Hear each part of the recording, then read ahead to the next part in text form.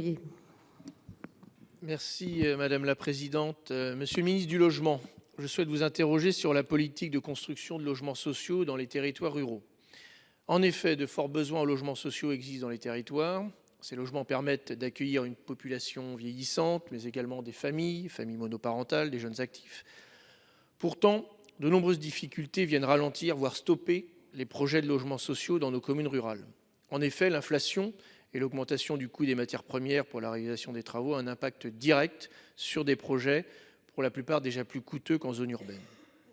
Les bailleurs sociaux sont également impactés par l'augmentation du taux du livret A, qui est passé de 0,5% à 3% en un an, ce qui alourdit les charges d'intérêt des organismes de logement social de 3,75 milliards.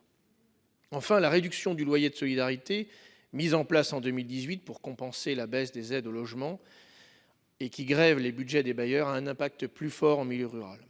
Cette situation a pour conséquence d'entraîner le désengagement de bailleurs sociaux. Je vous donne l'exemple de la commune d'Attillé, dans mon département de la Mayenne, une commune d'un peu moins de 1000 habitants, qui connaît une croissance démographique dynamique. Elle avait un projet de 4 logements sociaux avec un permis délivré il y a plus d'un an. L'appel d'offres du bailleur social arrive à une augmentation avec un coût prévisionnel à plus 12%, nécessitant une mobilisation des fonds propres 3 fois supérieure à ce qui est consenti habituellement. La conséquence, c'est l'ajournement du projet. Pour autant, les besoins en logement sur la commune sont toujours présents. Une forte attente, logement social, mais pas seulement, parce qu'on a un besoin pour les habitants. Moins d'habitants, c'est aussi une problématique pour nos écoles rurales qui font face dans l'État à des fermetures de classes. Donc, Monsieur le Ministre, quelle position, quel soutien du gouvernement pour la construction de logements sociaux dans ces communes rurales qui n'ont pas les moyens de les financer? Merci. La parole est à monsieur Olivier Klein, ministre délégué chargé de la ville et du logement. Merci madame la présidente, mesdames et messieurs les sénateurs, monsieur le sénateur Guillaume Chevrollier. Vous le savez, les bailleurs sociaux sont d'ores et déjà présents, fort heureusement, en zone rurale. Au cours de l'année 2022, il y a eu plus de 16 203 logements locatifs sociaux en offre nouvelle agréée en zone rurale. Pour faire face à la hausse du coût des travaux que vous soulignez, les montants moyens de subvention par logement locatif en offre nouvelle ont été revalorisés de 5,4% à l'échelle nationale pour l'année 2023. Cette revalorisation est modulée entre les régions et à l'échelle infrarégionale.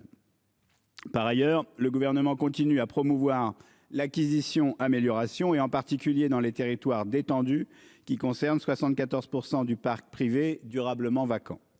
L'acquisition-amélioration représente un levier important pour créer une offre nouvelle de logements locatifs sociaux cohérente avec les objectifs de diminution de l'artificialisation des espaces agricoles, naturels et forestiers et qui participe à la dynamisation de nos territoires. Pour cela, une dotation de 23 millions d'euros dédiée aux opérations d'acquisition-amélioration difficiles à équilibrer financièrement a été créée en 2022. En 2023, cette dotation est élargie à toutes les opérations participant à la sobriété foncière de l'offre nouvelle de logements locatifs sociaux et son montant a été relevé à 45 millions d'euros. La revitalisation des centres-villes, centres-bourgs fait l'objet d'un fort soutien du gouvernement, notamment dans le cadre des programmes Action Cœur de Ville, dans lesquels la réhabilitation des logements peut bénéficier d'aides importantes.